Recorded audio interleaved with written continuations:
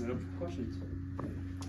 First, congrats to Morehead State on an amazing season and a good battle tonight. They should be proud of their season, their championship, and then what they brought tonight.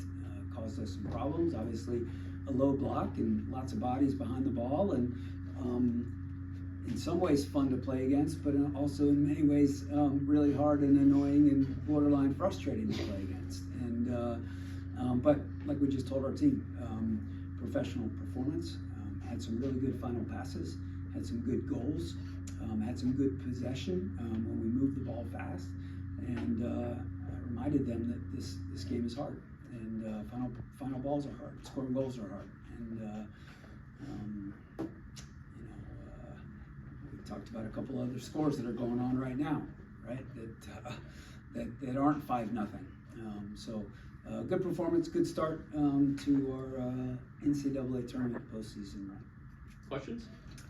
You guys outshot them 31-2 tonight. I mean, it's, wide stat line. I mean, what allowed you guys really to just have as many opportunities you had to get and then look at the net and, like that? I guess what really allowed you guys to open the game up like that?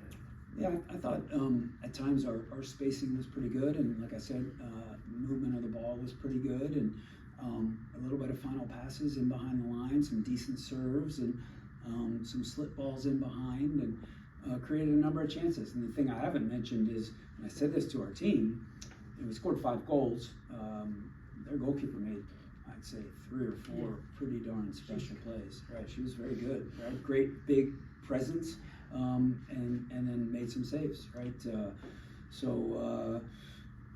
just I think all of that. Right, spacing, movement off the ball, a couple of 2v1s in the wide areas. And we knew we were going to get chances, right? 31, obviously, that's a lot of shots. But also, honestly, this is no disrespect, I'm also not terribly surprised that we got that many shots. Olivia, you had that first goal that kind of, broke things open and stuff like that. You guys had a flurry of opportunities throughout the first half as well. What really worked right on that play? That may have not been working on, the opportunities before that allowed you really to convert. I mean, I think it was us being patient and just keeping possession on the top of the 18 and waiting for slip balls and things to open up. I remember Leah played a great ball to Soph, and with her great controls, she was able to switch it to me on the back post. So I think our patience and our determination will eventually get a goal, then to just keep going. I guess tonight, how important was that patience, in the first half there? You guys have had, the confidence knowing that, the shots and goals were going to come, but, how important was that patience when, it might have taken a little bit longer to get that goal? It's important. I mean, you got to have patience in everything in life, because if you don't, then mentally you can start to get stressed and maybe start to force things. So I think our patience is really important, and I think that we really showed it tonight. Lauren, when you got these type of games in really the last couple of weeks, do you guys feel like if you play to your standard that you're just going to be fine, that it's just like you're almost not even playing against the other team, you're almost playing against yourself at this point to play the best you can? I mean, I think that is a big part of it, is like not focusing on the other team, but focusing on what we can control, and everyone like giving 100% and being sharp. But I think like a lot of it also is the last few weeks we've had really tough opponents. So I think just knowing like we will have to perform to a really high standard to be successful. But I think we've proven to ourselves we can. So it's just about going out there and doing what we need to do. Lauren, you had a big game earlier this season, 3 goals as well. You had a goal tonight.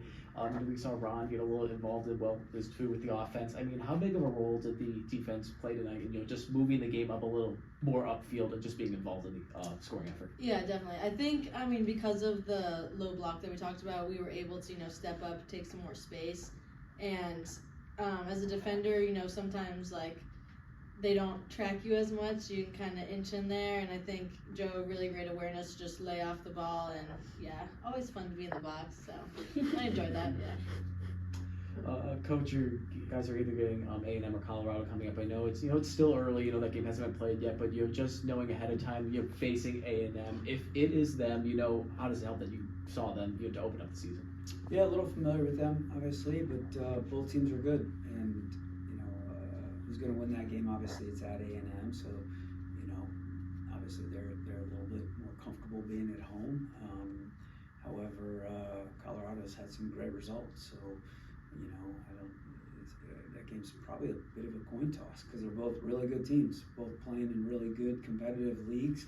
A&M, lost in the semifinal of the SEC championship and outshot Georgia like 27-16, and in that semifinal, and then you have Colorado, who, like I said, won a lot of really good games. I don't know exactly what their finish was within the Pac-12, but I think they've won 4 straight coming into the NCAA tournament.